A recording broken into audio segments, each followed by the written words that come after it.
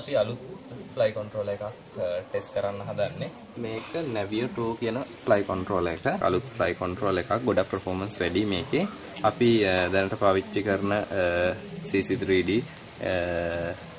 KK board එක compare කරද්දී ගොඩක් powerful මෙයා. තව අපිට තියෙනවා fix hope වගේ අඩු Cortex NAVIO2 එක විශේෂ වෙන්නේ මේකේ තියෙන performance එක. ඇත්තටම මේක NAVIO2 කියන්නේ මේ උඩින් තියෙන කළු පාට සර්කිට් එක මේ GPS ඇන්ටනා එක.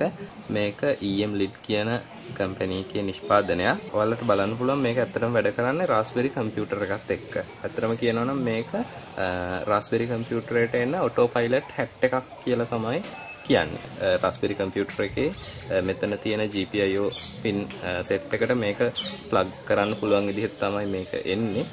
එතකොට මේක එන package එකේ මේ NAVIO2 fly controller එක එක්ක මෙන්න මේ GPS antenna එකත් අන්තර්ගත වෙනවා. අපිට දැනට දකින්න පුළුවන් fly controller සතුරෙන් inbuilt GPS තියෙන fly controller එක තමයි මේ NAVIO2 කියන fly controller එක. මේකේ main microcontroller එක වෙන්නේ ARM microcontroller එක.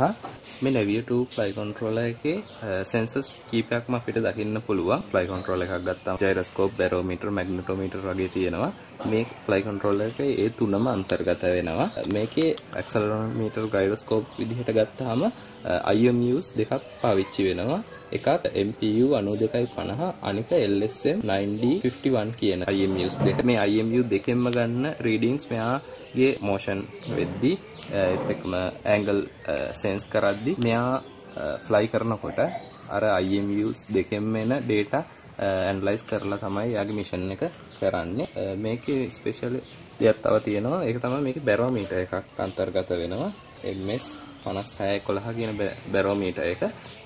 මේක ගොඩක් accurate barometer එකක්. සෙන්ටිමීටර් 10ක වගේ accuracy එකක් මේකට තියෙනවා.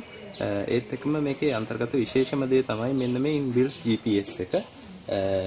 මේ GPS එකට පුළුවන් අපේ ලෝකෙට ඉහළින් තියෙන Galileo S.Bus GPS වගේ satellite connect වෙලා මෙයාගේ path එක එහෙම නැත්නම් ඉන්න තැන වගේ දේවල් දැනගන්න. අපි CC3D ඒ වගේම fix hook fly controllers එක වැඩ කරද්දී ඔයාලට මතක ඇති අපි GPS unit එක මේකට separate තමයි සම්බන්ධ කරන්නේ. ඒත් එක්කම අපි බලමු මේකේ input output මොන වගේද කියලා. ඇත්තටම මේකේ input දෙකක් එනවා. ඒ කියන්නේ අපිට අවශ්‍ය නම් මේකට S.Bus විදිහට දෙන්නත් පුළුවන්. PPM විදිහටත් signal input කරන්න පුළුවන්.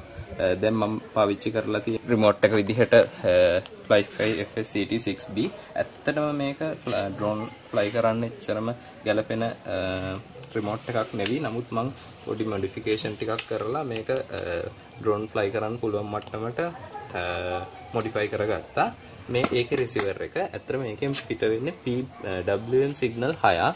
නමුත් මේකට input කරන්න පුළුවන් PPM signal විතරයි. ඒ නිසා මම මෙන්න මේ PWM to PPM encoder එකක් මෙතනදී use කරලා තියෙනවා. ඒ කියන්නේ මේ තමයි අපේ PPM S.Bus input දෙන්න පුළුවන් pin එක.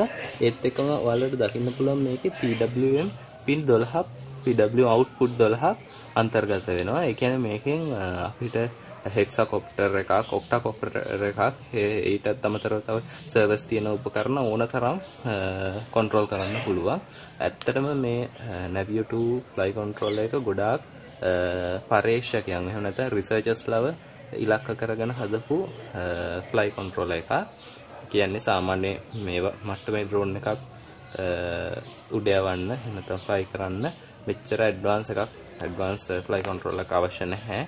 නමුත් මේකේ තියෙන features වලින් අපිට සම්පූර්ණ mission එක සම්පූර්ණ මෙහෙයුමක් මෙයාට මගින් ක්‍රියාත්මක කරන්න පුළුවන්. ඒත් එක්කම ඔයාලට මම කිව්වා මේක වැඩ කරන්නේ Raspberry computer එකත් එක්ක කියලා. එතකොට මේ fly controller එක ක්‍රියාත්මක වෙන්නේ මේ Raspberry computer එකට ක්‍රියාත්මක වෙන operating system එකක් තියෙන විශේෂ Raspbian operating system එකක්. ඒකත් මේ Emlid company එකෙන් අපිට provide කරනවා. ඒ operating system එක අන්තර්ගත වෙලා තියෙන chip එක තමයි මේ තියෙන්නේ. ඒක අපි boot කරලා ඊට පස්සේ මේ flight controller එක Raspberry computer plug කරලා අවශ්‍ය configuration හදාගත්තට පස්සේ තමයි මෙහෙම යවන්න පුළුවන්. මේක ටිකක් අර CC3D Pixel එක compare කරද්දී configuration කරන්න ටිකක් අමාරු වෙලා යන flight controller එකක්.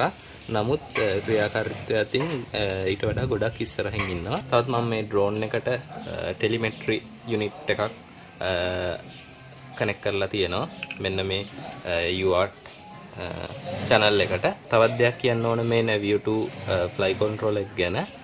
මේකට current එක දෙන්න. එහෙම නැත්නම් power එක දෙන්න ක්‍රම තුනක් තියෙනවා. පළවෙනි ක්‍රමේ මෙන්න මෙතනට අපිට මේකට මෙන socket එකක් ආධාරයෙන් power එක දෙන්න පුළුවන්. regulate කරපු 5 volt input එකක්.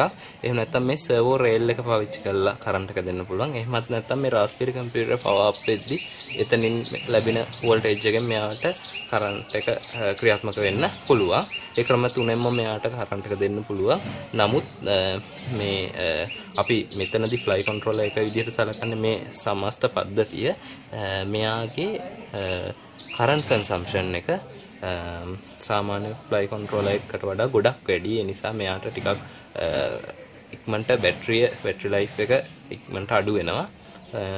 ඒ නිසා ටිකක් ලොකු battery එකක් connect කරන්න ඕන.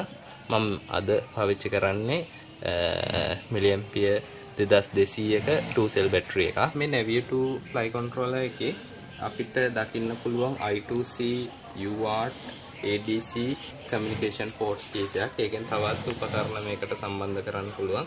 අද මම මේකට කනෙක්ට් කරලා තියෙනවා මේ UART terminal එකෙන් පොඩි telemetry unit එකක්. මේ තියෙන්නේ මේකේ drone එක පැත්තට කනෙක්ට් කරන transfer receiver එක. අතන මේකේ දෙපැත්තම communication වෙනවා. serial communication එකක් වෙන්නේ. මේ තමයි මගේ ground controller station එකට කනෙක්ට් කරන්න පුළුවන් probe එක. මේක USB port එකක් එන්නේ. මේක අපිට අපේ computer එකට connect කරන්න පුළුවන්. අතන මේකේ configuration හදන්න පාවිච්චි කරන්නේ mission plan ID එක. ඒත් එක්කම මේකත් එක්ක වැඩ කරන්න පුළුවන් Android application එකකුත් තියෙනවා. ඒ නිසා මට මේක phone එකට connect කරන්නත් පුළුවන්. මම දැන් drone එක on කරන්න හදන්නේ. මුලින්ම මම transmitter එක on කරනවා. අද මේ drone එක මට පුළුවන් මේ telemetry unit එක පාවිච්චි කරලා phone එකෙන් control කරන්න. අපි බලමු මේක කරන්න කොහොමද කියලා. මගේ මේ smartphone එක මේක OTG adapter එකක් ආධාරයෙන් මෙන්න මේ connect කරනවා. අතන මම අද use කරන්නේ Cube Ground Controller කියන මේ app එක.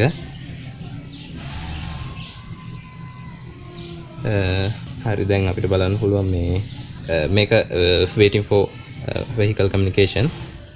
මෙයා බලන් ඉන්නවා vehicle එක connect වෙනකන්. මම අද use කරන්නේ මෙන්න මේ battery එක.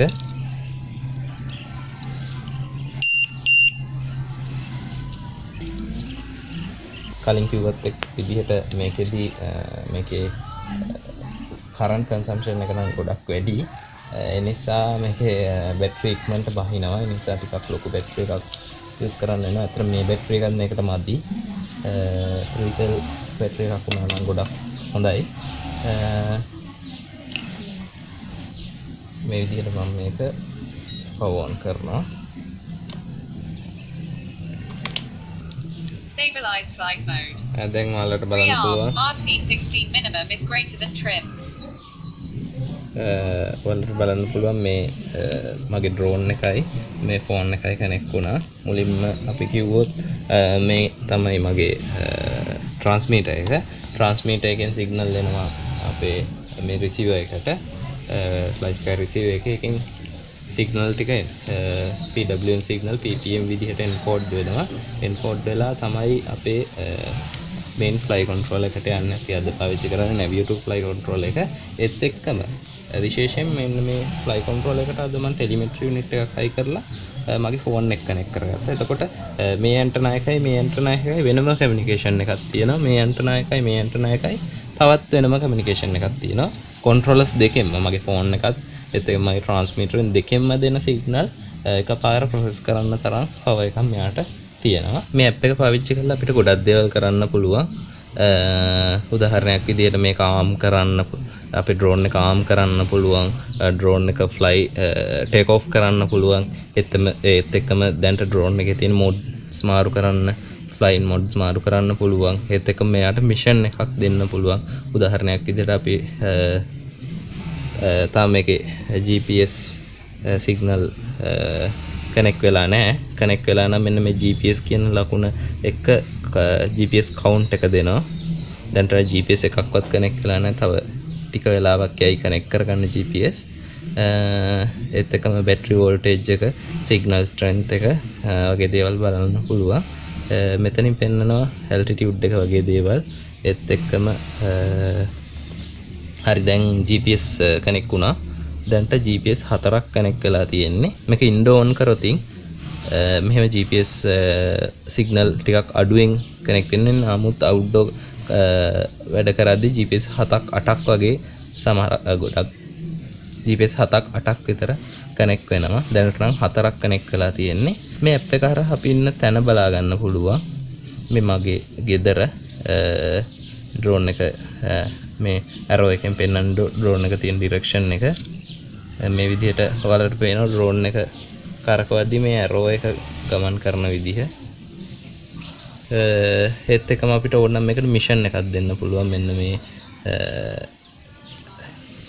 මෙන්න මේක පාවිච්චි කරලා මෙන්න මේ settings පාවිච්චි කරලා අපිට පුළුවන් drone එකේ අපිට අවශ්‍ය ඕනම setting එකක් හදා ගන්න sensors power motors radio frame ඕන දෙයක් change කරලා computer නැතුව උනත් මේකේ configuration වෙනස් කරන්න edit කරන්න පුළුවන් දැන් ඔයාලට බලන්න පුළුවන් GPS ගාන 7කට ගිහින් තියෙනවා GPS 7ක් කනෙක්ට් වෙලා තියෙන්නේ GPS count එක වැඩි වෙන්න මේකේ අපේ location එක නිවැරදිව පෙන්නනවා ඒත් එක්කම GPS count එක වැඩි වුණොත් තමයි අපි කරන mission එක launch කරන mission එක accuracy එක වැඩි වෙන්නේ අනුපාත එක accuracy එක වැඩි වෙන්නේ මේ drone එක fly කරන්න කලින් මේ drone එක arm කරන්න ඕන ඒකට ක්‍රම දෙකක් දැනට මං ගාව තියෙනවා අවශ්‍ය නම් අපිට මේ stick එකෙන් arm කරන්න පුළුවන් drone එක නැත්නම් මේ app එකෙනුත් arm කරන්න පුළුවන් මං ඔයාලට මේ app එක මාර්ගයෙන් මේක arm කරලා පෙන්නන්න මෙන්න මෙතන තියෙන දැන්ට disarm තියෙන එක arm වලට දාන්න පුළුවන් ඒ කරලා මෙන්න මේක ස්ලයිඩ් කරාම මේ විදිහට අපිට දැක ගන්න පුළුවන් drone එක on වෙනවා ආයෙත් අපි තප්පර 5ක් 6ක් ඇතුළත කිසිම රියැක්ෂන් එකක් දැක්ුවේ නැත්නම් මෙන්න මෙහෙම drone එක cut off කරනවා ඒත් එක්කම මේ හකින් voice එකකින් අපිට දැනුම් දෙනවා දැන් ඉන්න තත්ත්වේ තව එකක් මම ඔයාලට පෙන්නන්නම් මේකෙන් පුළුවන් අපිට මේ මෙහෙම drone එකේ mode එක මාරු කරලා ඒක දැනගන්න මම මේ ස්විච් එකේ උඩම තැනට configure කරලා තියෙන stabilize flight mode එක ඒත් එකම පල්ලෙහාම තැනට configure කරලා තියෙන land flight mode එක. ඒ කියන්නේ මෙයාව auto land කරන්න දැනට මට හැකියාවක් තියෙනවා. මම මේක fly කරද්දි මුලින්ම මම stabilize flight mode එකෙන් take off කරන්න.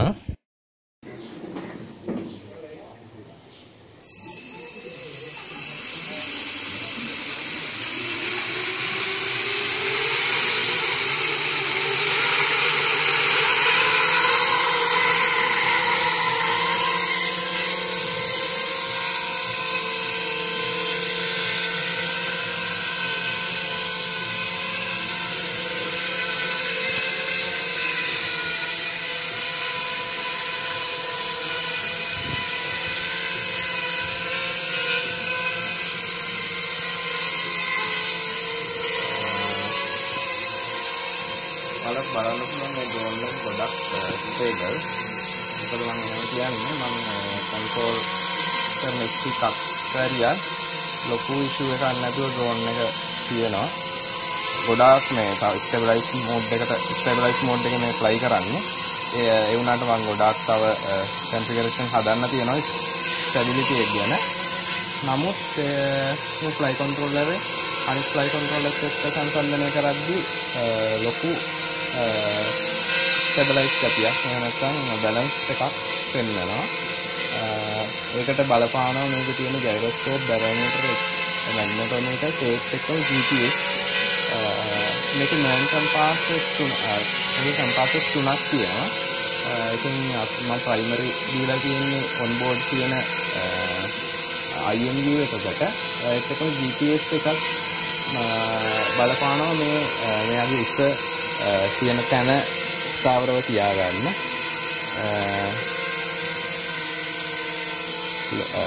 පාලනය කරන්න එහෙම ලොකු අපහසුතාවක් නැහැ. දැන් මම මේ වීඩියෝස් කරද්දි සාමාන්‍ය කුලඟකුත් තියෙනවා. නමුත් මෙයාගේ ගොඩක් හොඳ සායිකාවක් තියෙනවා. දැන් මම බැටරි ටිකක් බහලා තියෙන්නේ. මම දැන් ලෑන්ඩ් මෝඩ් එකට දාන්නම්.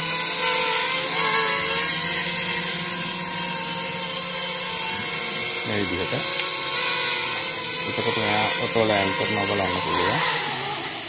මෙයා පොළොව මට්ටමට ඇවිල්ලා එයාගේ ප්‍රොපෙලර්ස් නවත්තනවා. මේකත් වෙන්නේ අපි මේ ලෑන්ඩ් මේ ස්විච් එක මම එක් කරේ. මේ ලෑන්ඩ් කමාන්ඩ් එක දුන්නාට පස්සේ මේ throttle එක අඩු කරෙත් නෑ මම. ලෑන්ඩ් කමාන්ඩ් එක දුන්නාට පස්සේ මෙයා